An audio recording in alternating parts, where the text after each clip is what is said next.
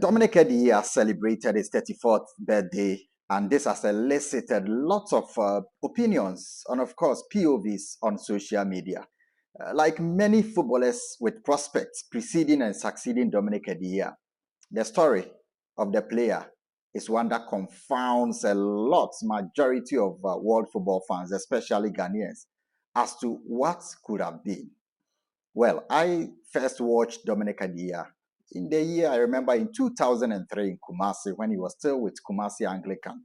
Remember, he completed secondary school in 2004. That was then the secondary school, now senior high school, together with the likes of Sama Adopong, the lad who just turned out for the American embassy or the US embassy in recent weeks.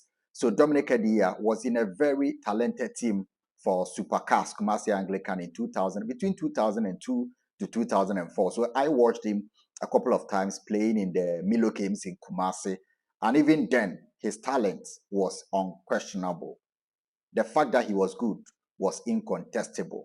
He was a sharp striker, sometimes playing as a winger and supplying the attackers together with Sama Adopong Abudu, then he was called.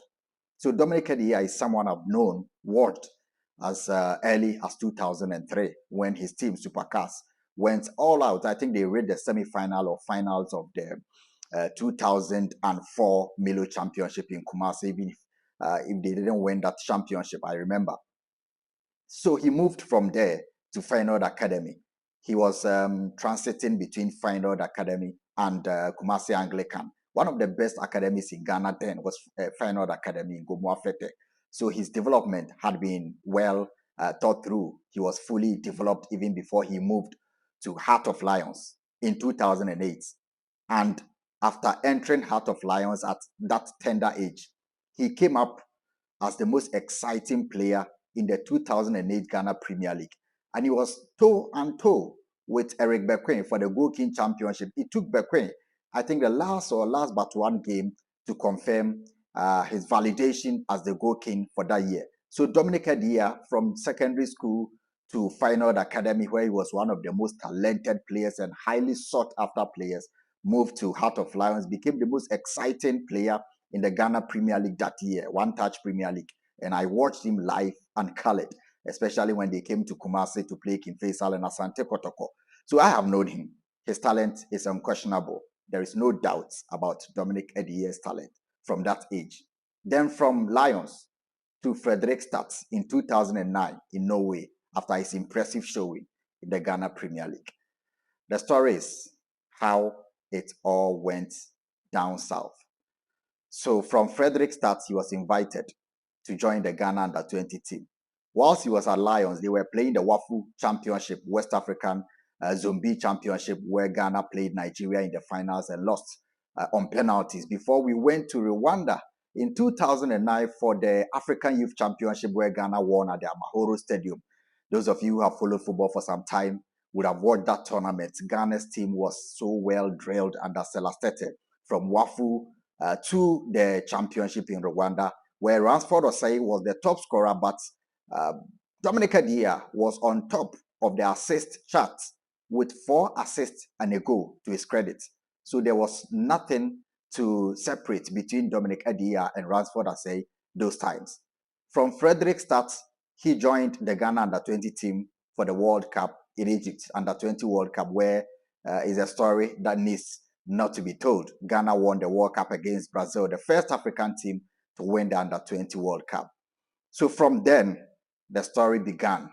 Dominic Adiyiah was highly sought after, one of the most exciting talents on the global scene.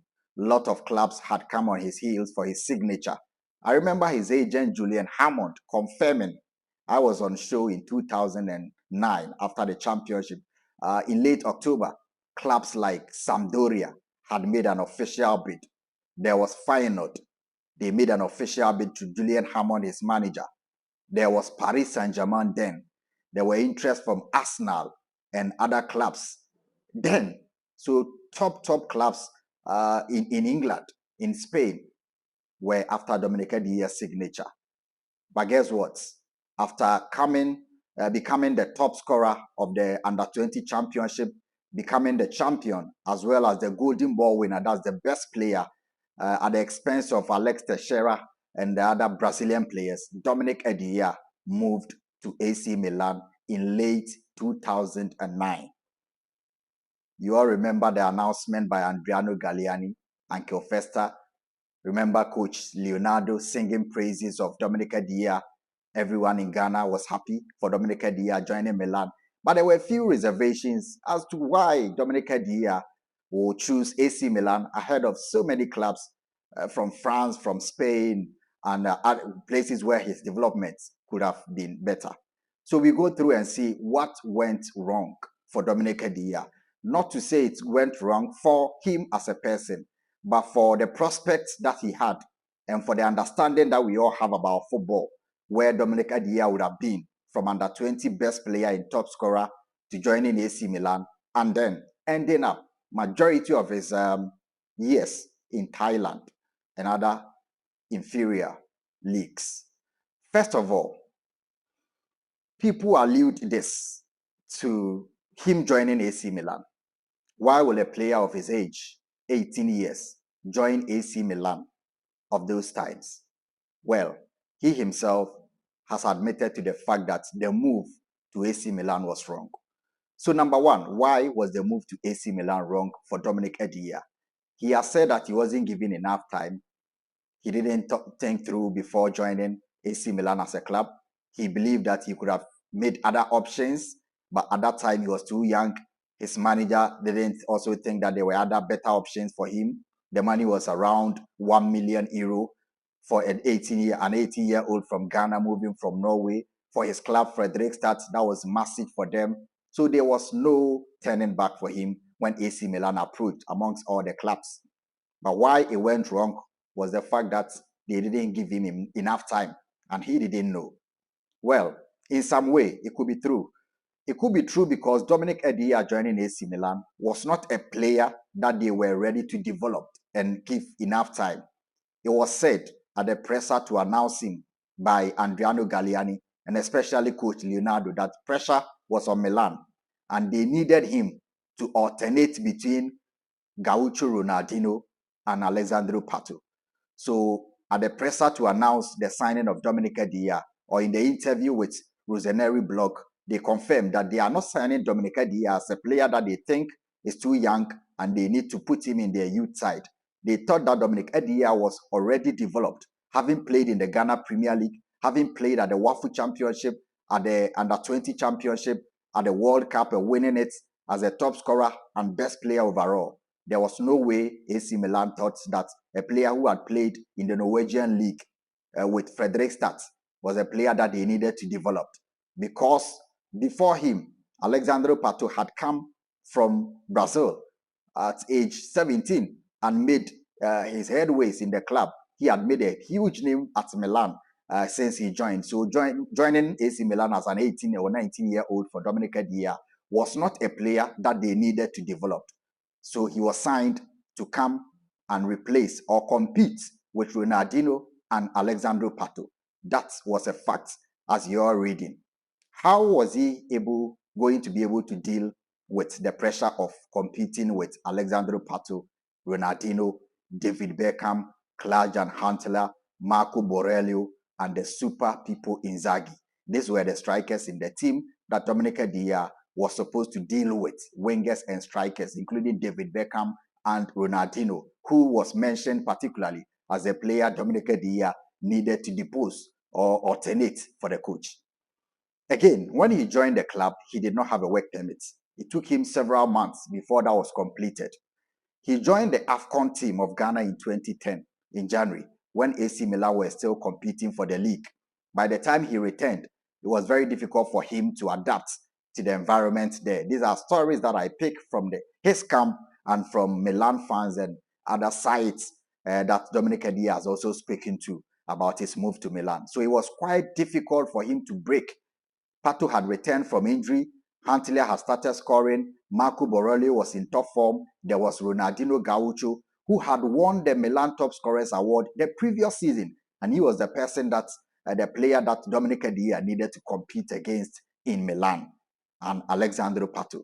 These were serious times and very difficult times for Dominic Adiyiah. Milan then is not the Milan now.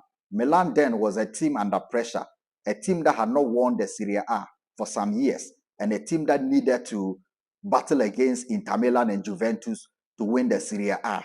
And so in 2011, Milan won the championship a year after Dominic Adiyiah had joined. So they had to ship him out because he was not adapting to the environment. Ronaldinho Gaucho was in top form, and they had signed around 7 players, 7 strikers or forwards in the team, wingers plus strikers. So Dominic Adiyiah became surplus to requirements. And especially when Leonardo was sacked for Maxi Allegri, things became difficult for AC Milan to allow Dominic Adiyiah a place in the side.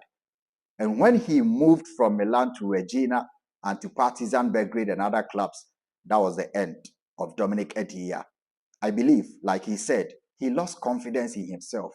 There were a lot of controversies then. He was too young to deal with the controversies of him not having playing time and having to compete at clubs that did not actually need him. For Regina, his loan move to Regina was around €1 million. So there was still tension and pressure on him to impress. So when a player of his caliber moves from Fredrikstad, Ghana to AC Milan to compete with Pato, who had been signed for €24 million, and Ronaldinho Gaucho, that was going to be tough. So people need to understand, first of all, players will excel. Some players will excel under similar conditions, like Pato did. Even for him, there were a lot of injuries that curtailed or nearly scattered his plans and career at Milan. So definitely, Dominic Adiyiah was going to struggle at AC Milan. Secondly, people also talk about management issues. You remember those times were very challenging for Ghana football, especially in terms of leadership, particularly with management of players.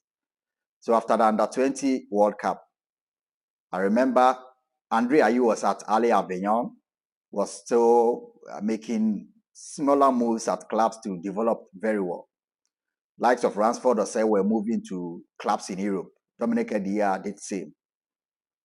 Immediately after a tournament like that, a player needs to be well managed to choose between proper development and money or big name move, big club moves. Adiyiah chose the latter, but the former was better for him. I still remember the story of Victor Osimhen and the likes of Mwakali, Kalechi Mwakali, and some players who played for the Nigerian youth side.